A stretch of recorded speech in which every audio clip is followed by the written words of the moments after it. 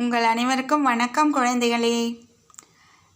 இன்றும் நம்ம சேனலில் தமிழ் வகுப்போட தொடர்ச்சி நமது பொது தமிழ் இலக்கணம் எழுத்துக்கள் அப்படின்னு நம்ம பார்க்க போகிறோம்.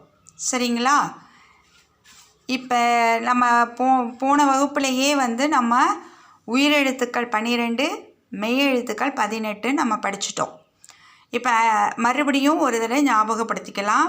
உயிரெழுத்துக்கள் 12 அ ஆ இ ஈ இப்படி எழுதியிருக்கிறேன், வளைவாக எழுதியிருக்குது. அ ஆ இ ஈ உ ஊ ஏ ஏ ஐ ஓ ஓ ஔ. இந்த 12ம் நம்ம உயிரெழுத்துக்கள், தமிழில் உள்ள உயிரெழுத்துக்கள். இந்த பக்கம் மெய்யெழுத்துக்கள்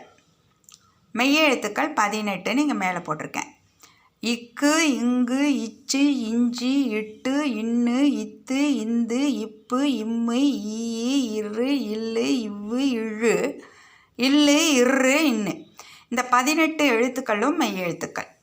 இந்த 12 உயிரெழுத்துக்களையும் இந்த 18 மெய்யெழுத்துக்களையும் இங்கே கூட்டல் அடையாளம் போட்டிருக்கோம். கூட்டுனா கிடைக்கிறது தான் முதல் எழுத்துக்கள். தமிழ் முதல் எழுத்துக்கள் 30.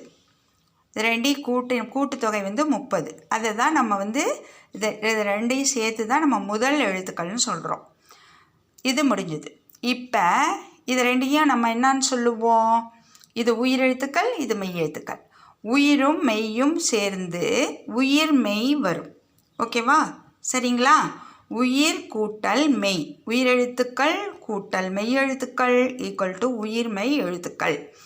இங்கே இது ஃபுல்லாக நம்ம உயிர்மெய் எழுத்துக்களில் தான் எழுதியிருக்கோம். இது மொத்தம் 216.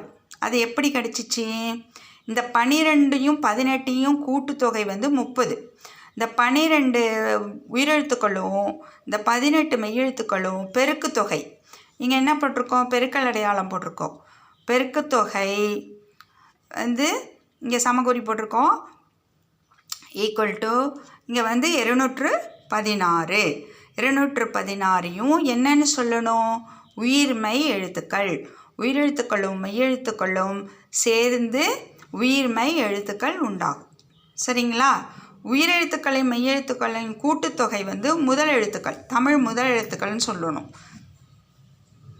இப்போ இதுக்கு உதாரணமாக உங்களுக்கு ஒன்று எழுதியிருக்கேன். இக்கு ப்ளஸ் ஆ ஈக்குவல் டு க அப்படின்னு எழுதியிருக்கேன். இப்போ இது ஃபுல்லாக உங்களுக்கு கா வரிசை, கா வரிசை, கீ வரிசை, கீ வரிசை, கூ வரிசை, கூ வரிசை, கே வரிசை, கே வரிசை, கை வரிசை, கோ வரிசை, கோ வரிசை, கௌ வரிசைன்னு இதுக்குள்ளேயே எல்லாத்தையும் 216 எழுத்தையும் எழுதியாச்சு. இப்படி பார்த்தாலும் காக்கா கிக்கி குக்குன்னு அப்படி படிக்கலாம். இது உங்களுக்கு இது இப்படி எழுதுனதுனால உங்களுக்கு இப்படி நேராக பார்க்க முடியாது. அட்டவணையில் பார்த்தீங்கன்னா புக்கிலெலாம் அப்படியும் நீங்கள் படிச்சுக்கலாம். இது முடிஞ்சுது. இப்போ இன்னும் ஒரு எழுத்து இருக்குது.